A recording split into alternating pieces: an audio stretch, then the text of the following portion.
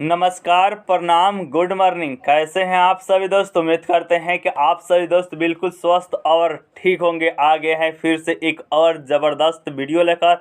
और यह वीडियो होने वाला है दोस्तों खेसारी लाल यादव जी का जो फिल्म रिलीज हुआ है फरिश्ता, इसी फिल्म के बारे में। जी हाँ दोस्तों, आप देख पा रहे होंगे आपके स्क्रीन पर कितना ज़्यादा भीड़ चल रहा है दोस्तों सिनेमा घर में। दोस्तों आप देख पा रहे होंगे कितना। हम इसका एक वीडियो क्लिप भी आपको दिखाने वाले हैं। पहले वीडियो को लाइक कर दे और वीडियो क्लिप देखिए साउंड के साथ। तो ये रहा आपके सामने, ठीक है।